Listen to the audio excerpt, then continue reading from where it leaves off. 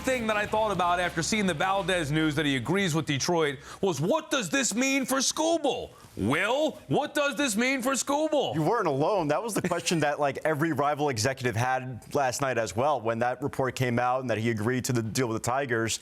The answer, from what I've gathered, my colleague Ken Rosenthal as well, it doesn't really change much as far as Tarik Skubal goes with the Tigers. Even though he ended up winning his case, the Tigers lost that case, so Skubal's salary goes up. They're going to probably hold on to him, is the word that we've gotten. And the way that people are looking at that, the Tigers are going for it. That's their message by doing that, is that, hey, this is our shot. We've made the playoffs.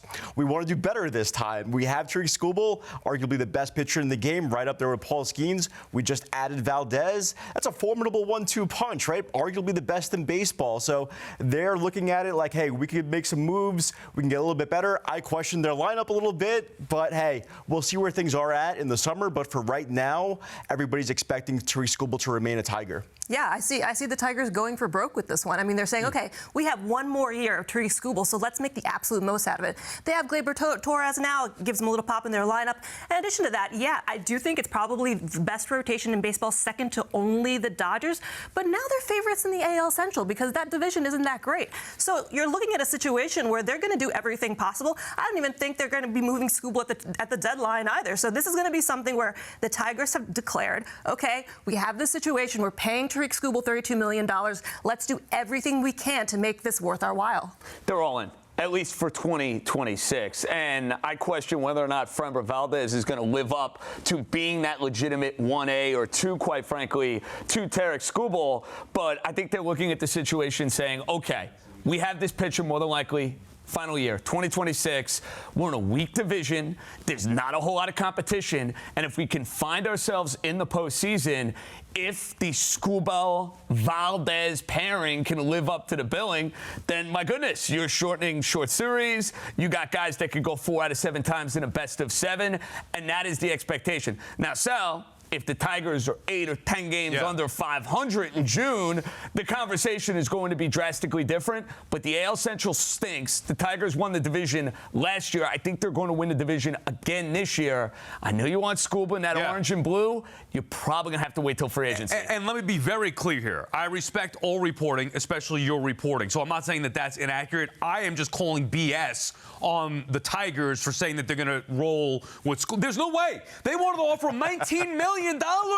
That's disrespectful. Your ace pitcher, 2-time Cy Young Award winner. You offer him $19 million in arbitration. He wins and he gets 32. They cannot afford him. I would bet anything that Tarik Skubal will be elsewhere before the trade deadline this year. Because if he's not, they are morons. They're not going to sign him. There's no way. But what if they win the AL and get to a World Series? They're not good enough. I mean, they won the playoffs last year. If you take away Skubal from that team, though, they're not good at all. Right. It's only because they have Skubal and now Valdez that we're talking about them as a potential team that can make a deep run in the playoffs.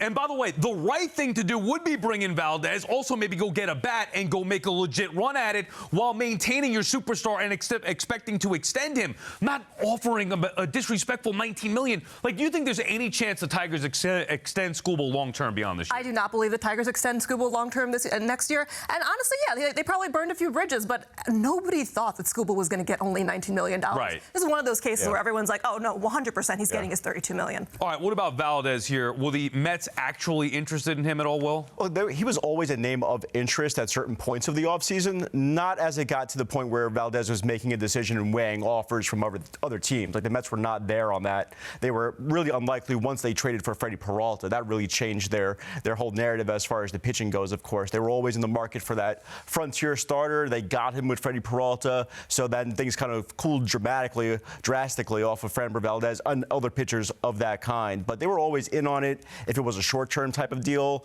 it became that, but it was a pretty high number for Valdez, actually. I thought he made out pretty well for a guy who had to wait until February. Yeah, I 100% agree. I mean, I prefer Peralta over Valdez, specifically because it gives the Mets more flexibility because it is a shorter-term contract. In addition to that, I mean, we saw Peralta during his introductory press conference, and I hate to say this, but I like the vibes that this guy brings to the clubhouse. It looks like he's very much one of those glue guys that the Mets were sometimes missing last year. Why do you hate to say that? You're not a vibey person? I mean, that's a big thing. You don't believe in it, maybe. I believe in vibes to a certain extent, but I think people tend to overstate. Hey, look, the vibes are good when you win and the vibes are bad when you lose. But to have a guy like Peralta who can be like, when he was on the Brewers, he would say, like, after day games, people would just come over to my house. I think it was on SNY that he said that. Yep. And having that type of person in the clubhouse to kind of create that cohesion, don't undervalue that. That could be important. And Valdez, he might have tried to take out his catcher last year. So.